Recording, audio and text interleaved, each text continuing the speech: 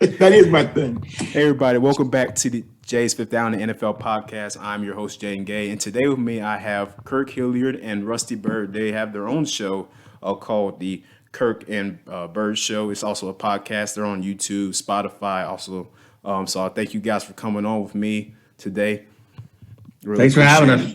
Oh yeah, thanks, no problem. Thank you, man.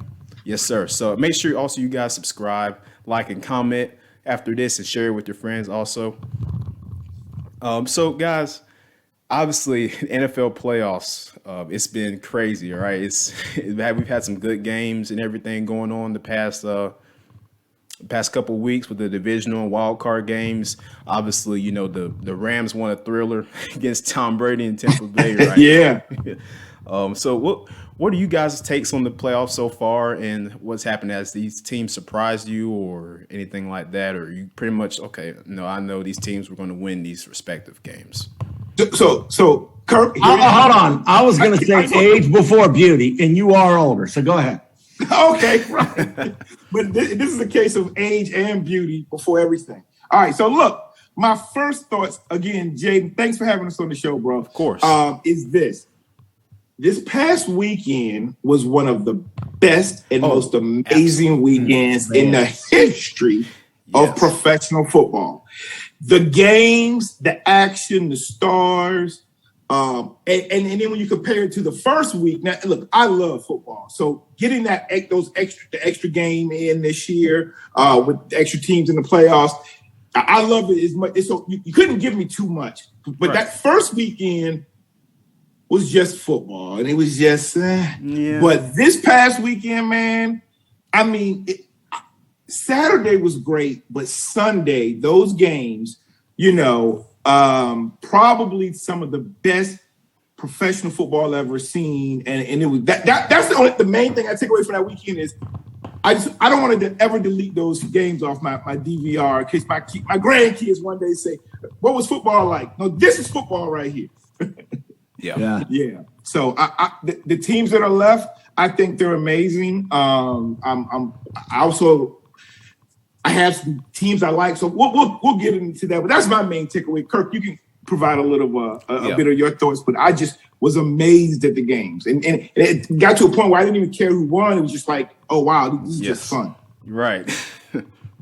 Yeah, I thought the divisional games best of my lifetime. And I started watching in 76. So you're right. Sunday was better, but Saturday certainly was no slouch. And, you know, if you could have asked anybody, would Kansas City come back with 13 seconds left? And, you know, just amazing. They kicked it in the end zone and woulda, coulda, should have. But, you know, that game, you know, was great. Either team could have won, Buffalo, and then, you know, the other games, all excellent games. I tell you what, it was just one of those things where somebody had the ball last, and the big thing was stars shine. The stars shine. Oh, yeah, definitely. Yeah, definitely. Yeah. I also saw a kind of a takeaway from the weekend was, so I full disclosure, I hated the Patriots. I've always hated the Patriots, but I especially hated Tom Brady over these past 20-some years. But when he left the Patriots and went to the Bucs, I became like one of his biggest fans. One, because I love what Bruce Arians has done with that staff and the way they picked up players and they built that team. But I like because Tom Brady's close to my age, and to see him do it away from New England and the structure, and I felt like he was able to be his own type of leader, and it took 17 weeks for them to really get gel and get things together. So I was actually pulling for Tom Brady, and I wanted to see him get that 7th Super Bowl victory. So it confirmed he's the GOAT. But it's interesting this past weekend, I'm pulling for him. I like Brady, but I was like, if they lose, it's okay. But the other thing is maybe, because we're looking at some of the best quarterback play in the history of football. No doubt. I also found myself saying, Aaron Rodgers, I'm glad you lost, bro. I'm glad you lost, Aaron Rodgers. I don't want to hear last year when they talked about where they should have gone for it on 4th down and Rodgers maybe should have, run it all the way in. You lost. In Lambeau, you're done. Right. Yeah. And like you guys said, man, it was just the quarterback play was just tremendous. I mean, Patrick Mahomes, Josh Allen, Joe Burrow, of course. I mean, because you guys remember Cincinnati last year, they were 4-11.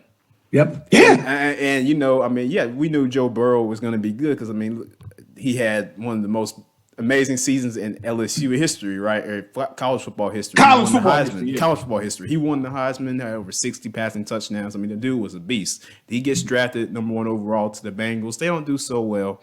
But then they come back this year. They're winning games. You know, Jamar Chase, who they drafted high, is going off. You know, I mean, it's just it was amazing. And, you know, I honestly didn't think that Cincinnati was going to make it this far. If I'm being actually pretty honest, I didn't think they were going to make it this far. But they have. No. The defense has been playing well, you know, and the offense, of course, they're doing their thing. Joe Burrow's doing his thing. So it's just really nice to have these different teams to me, in the playoffs, to see some more guys that we're not so used to seeing. You know, Yeah. You know, you're used to your Tom Brady's, your Aaron Rodgers, but now Yeah. Matthew Stafford's in it, right? So, you know, I'm just happy to see that overall. Yeah, one of the things I would say is, you know, obviously Cincinnati is an underdog to the Chiefs. And then I would say San Francisco is an underdog to the Rams. I like Cincinnati. Oh, yeah, me too. I'm not saying to win, but as an underdog, I think they have a better shot. What do you guys think about that? What do you think about that, Rusty? I like Cincinnati as an underdog more than I like San Francisco going to the Rams. I think the Rams are in it in the Super Bowl.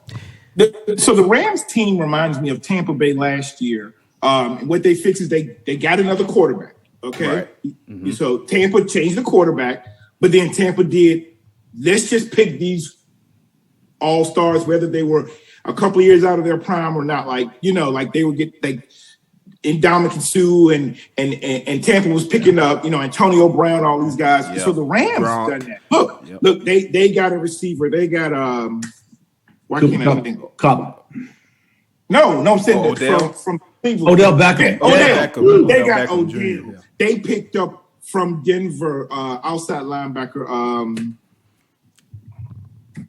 Gosh, you know, Yeah. why am I going blank on this? But what I We know like you're talking about about. what they did is the Rams are doing kind of what Tampa did last year, making these subtle changes. But you got a coach, that can adjust, and can hit you with that running game and not put all that pressure on the running back. But when you do try to step it, they tremendous receivers. So the Rams, they could definitely beat the 49ers, but the 49ers, they're built. Now, both of these teams have been to the Super Bowl in the last 4 years, but I think they're divisional, you know, rivals. I would say I think the Rams have more talent, but I think it's kind of a pick 'em, just in that they're used to each other, and you know. Anything could happen. And then with the Cincinnati Bengals, I just want to tell this quick story. My son, 19 years old, he's just started liking football when he was around 10 years old, 11. But his favorite team is the Cincinnati Bengals. And everybody over the last 9 or 10 years has said, why are the Bengals your favorite team? And it's because he liked A.J. Green, but he couldn't really express, like people going, but why the Bengals? I mean, they're losing. They're not making the play. Like, he didn't see, you know, Boomer Esiason or Ken Anderson or anything where he just saw the red rifle. And so now I kept trying to beg my son, well, if you want to just stay in the division, make the Steelers or the Ravens your team, but you got to dump the Bengals. And now I'm like, now look at them. You're They're in the AFC Championship game. I mean, it that goes to show you that if you actually, you know, get the right guys in, and develop them, and continue to just work and work hard, develop these guys, get the right people in the franchise, in the front office, and in the personnel. Then the sky's the limit, right? So you know, you're seeing how these teams have improved, right? You know, I mean, the Bengals. A couple of years ago, right? They weren't. We didn't think they were going to go that far, right? I mean, you know, they had couple good years under Dalton and those guys, but overall they weren't contenders. Then over the years, they've gotten some good players in there, like Joe Mixon's one of them. Really good running back. Yep. He's really good. He's a sleeper. Actually, I think in these playoffs, he's a very important player for them. And also, again, drafting Joe Burrow, right? First overall. It took him a while to develop a little bit more, and now he's had one of the best statistical seasons of any quarterback this year. So I honestly think that it's just the commitment to developing these guys, getting them better, getting them in there, getting them the reps, and putting the right personnel around them, and you can see what happens. Like you mentioned, Rusty, in Carolina. I mean, I'm sorry, not Carolina, but the Rams and the Bucks. Yeah. Because the Bucks with Jameis Winston weren't really contenders too much, not really at all. But you changed the quarterback, and they're in the Super Bowl the next year, right? So it just goes to show, man, you just have to know the right people to get in there, and you never know what could happen. Jayden, you made a great point. And I think what a lot of football now is coming down to, of course, the head coach is important, but I think a strong, intelligent general manager. Yes. And clearly seen the quarterback play. So two of the things I would notice is, and I say this also because I'm a Chicago Bears fan. Oh, and okay. They've had a horrible general manager, bad coach, and bad quarterbacks. But the general manager picked Trubisky. Now, he did right by picking Justin Fields, but I'm now enthusiastic and now looking at where we just got a new GM, all right, and he's going to pick a coach. But if you can have that strong cohesion of quarterback, coach, GM, all on the same page with support from ownership. That look at the teams remaining. Like the quarterback, it doesn't have to be a great quarterback, but they have to fit with what that coach needs. And so I think you were right on when you talk about GMs and quarterbacks. Yeah, absolutely. And like you said, it starts at the top, right? Like you just mentioned, ownership, general managers, and that's why some of these teams have been struggling the way they are. I mean, watch the football team. Yep. Yes, no, go ahead. Yes, they have. The Jacksonville Jaguars, the Detroit Lions, the Washington football team, the New York Giants also. And the Jets. And great one. How could I forget the New York Jets? It's people want to blame the talent, the players and the personnel, and that's okay. Maybe they don't have the best player, but you have to start. Where does that start? At the top. Ownership, general managers, your scouts, your VPs, these guys that go out and if you have the people that know what they're doing in there and they know the right personnel to grab in, the right coaching staff to put together, then you're going to have a winning team. There's no doubt about it. But it all starts at the top, and that's what's important for them. And I think and Rushy said he's a Chicago Bears fan, right? I'm an Atlanta Falcons fan, so we've had some issues there ourselves. So it's just a matter of it just starts at the top. You're right. It starts at the top. So absolutely.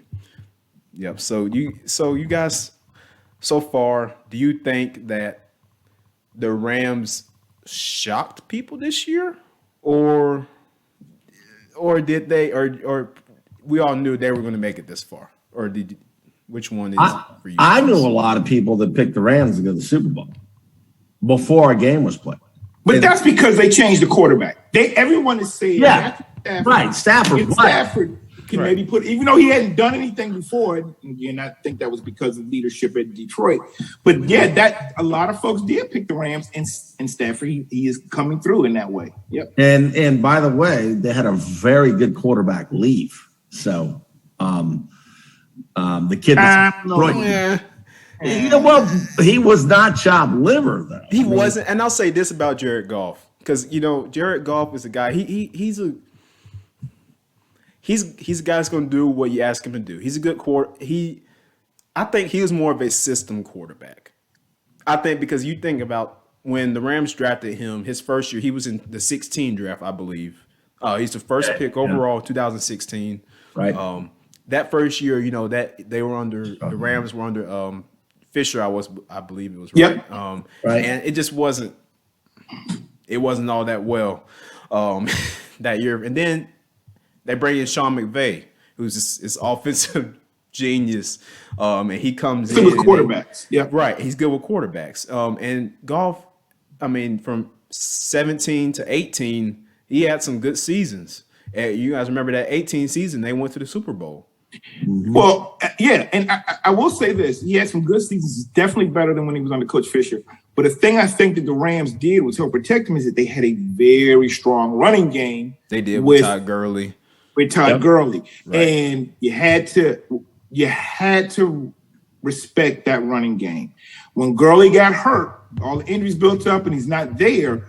I think McVay, made some adjustments, but then the focus became a lot more on him as a quarterback. Right. And I think that made a difference too. And so from there, I could see them needing to make a change. I think Stafford is a better quarterback than Goff. Oh, yeah, absolutely.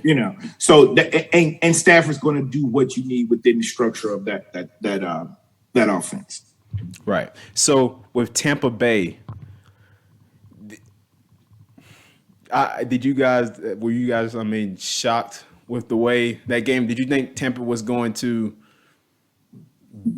I wouldn't say blow them out because the Rams are a good team, but you expect more from Tampa and Tom Brady because they started the game off a little funky, bad passes and some penalties, some things like that. They weren't playing usually Tampa Bay football that we're used to seeing them play. So was that shocking at all to see them come out the gates like that? Because that's one of the reasons why the Rams got off to that hot start to the game because they were just capitalizing off, they were playing well and Tampa Bay was kind of lost a little bit. So what's y'all's take on that?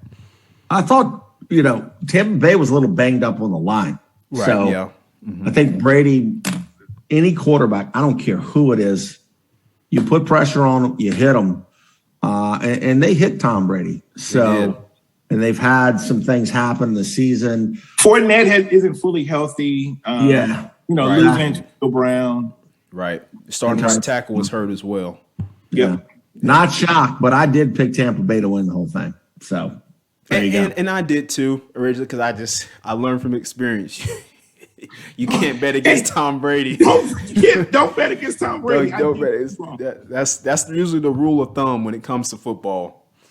Jaden, I know this breaks your heart, but let me tell you when I totally gave up and just said Tom Brady's the greatest. No. I was at my boy's house watching that Patriots-Falcons Super Bowl. It was the third quarter. I'm at his house, and I said, oh, no, they're going to come back. I'm not staying in. I was so mad. I said, I am not going to stay. And I think when they were down, was it 28 at some point or whatever? It was 28-3 midway through the third quarter. Yeah, midway through the third quarter, it was 28-3. And then, well.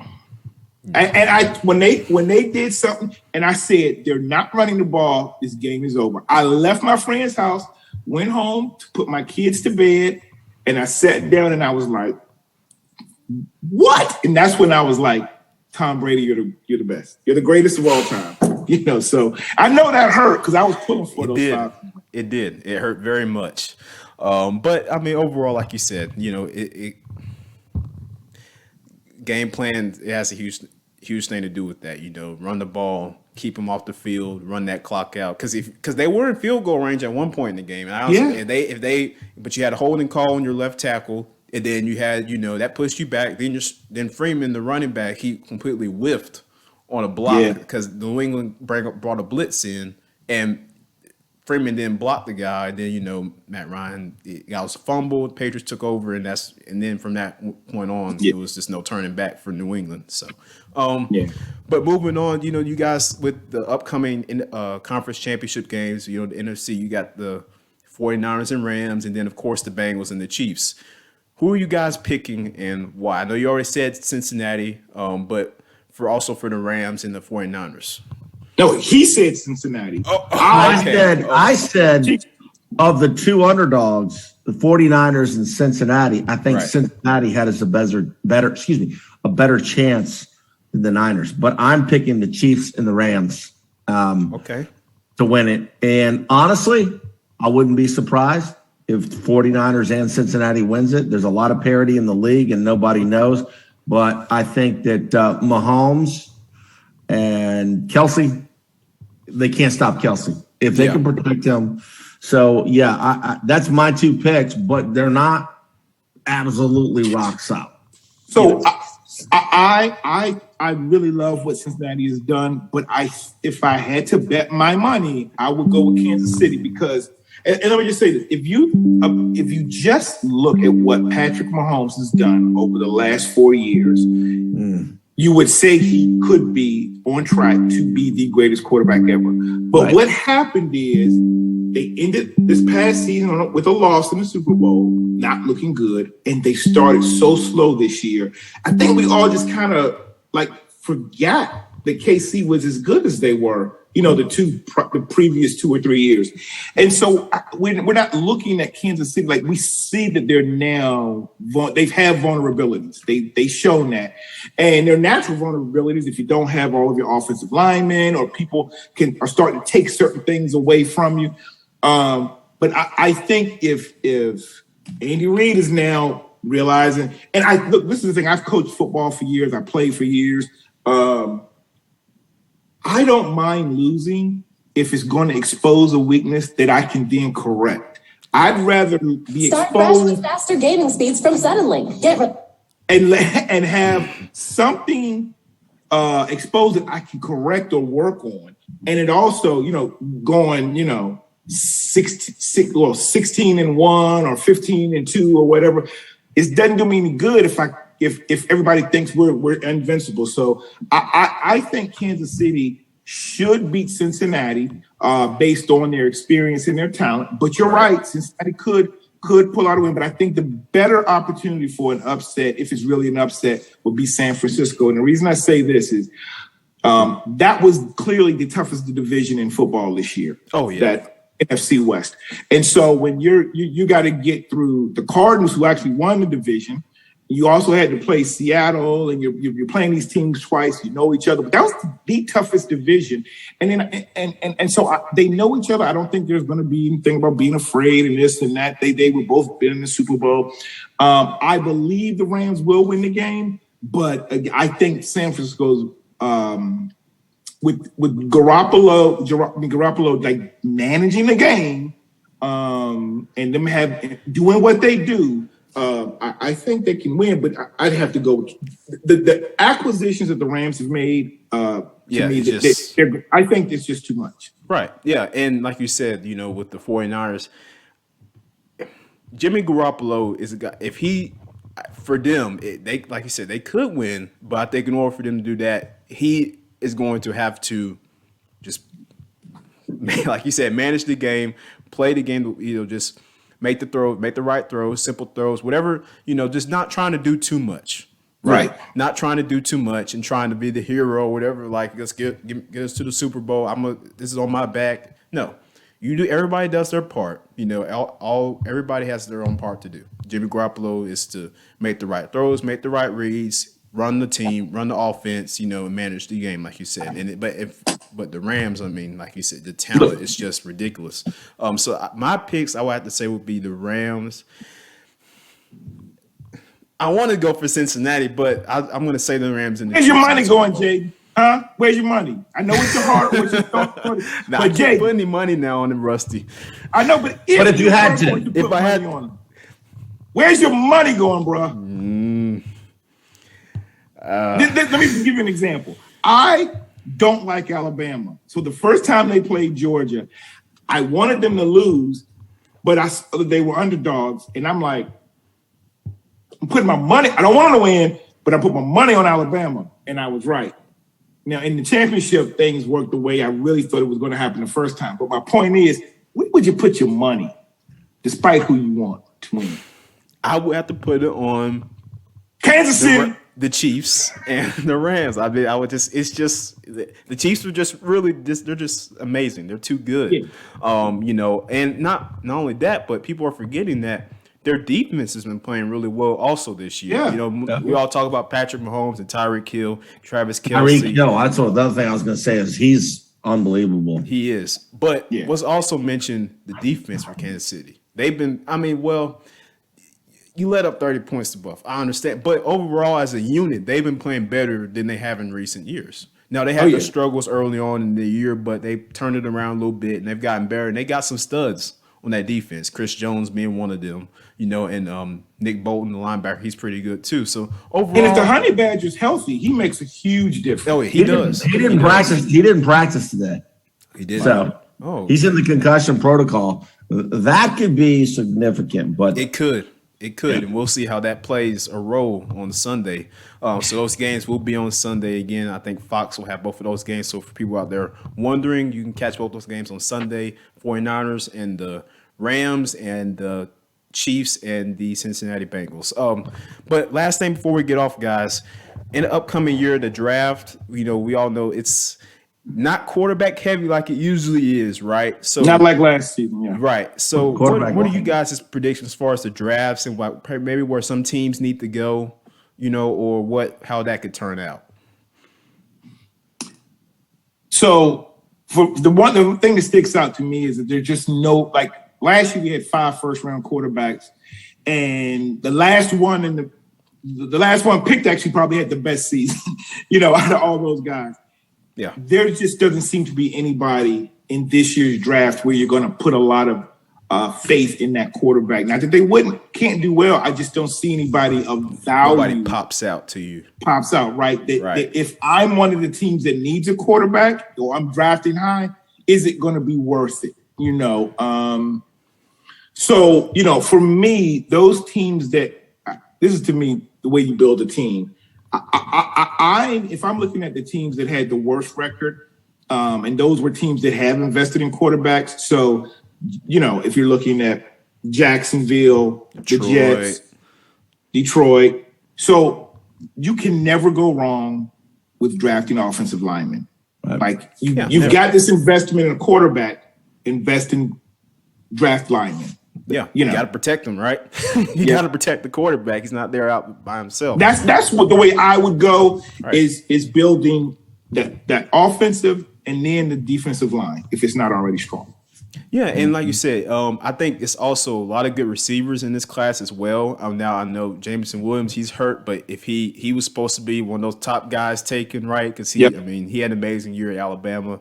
Really, great hands, great speed. He's a stud, right? But can I just say this though? When it comes to receivers, you just never know what you're going to get. You don't. Just look at all these great Alabama receivers that have come out, and some pop and some don't. But go ahead. You just never know with receivers. Yeah, and you never know.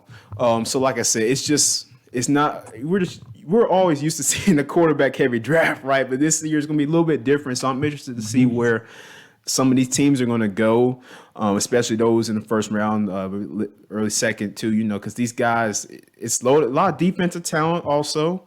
Like some of the cornerbacks from Cincinnati, Sauce Gardner, he's a guy that I know a lot of teams are going to be looking at, and Evan Neal, tackle from Alabama also, he's projected to go pretty high. Kayvon Thibodeau from Oregon, another guy. So I just think the last year and in the next couple of years are going to be really different as far as the NFL is concerned. I just think football in total was just kind of unpredictable this year because, the last couple of years has been pretty predictable for the most part. Yeah. But I just think now we're heading into a new time, new era, new group of guys into the league. I think so.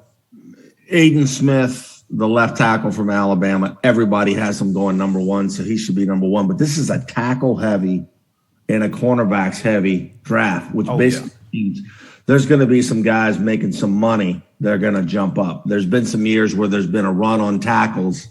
So you're probably going to see some guys jump a round or two and some cornerbacks. And I also think you're going to see somebody reach on a quarterback because there's such a shortage. Let me tell you, the Washington Commanders or Washington football team, whatever they are, right? I could see them reaching. But if you reach, like, who do they have rated as the top quarterback? Sam Howell? Like, no, he's dropped. He's dropped. I know, but he's dropped. Kenny Hatchett from Pitt. Who are the top quarterbacks? The Pitt quarterbacks? Ole Miss and Liberty. So Corral. Think about the Redskins taking the ninth or whatever they're called. I'm sorry.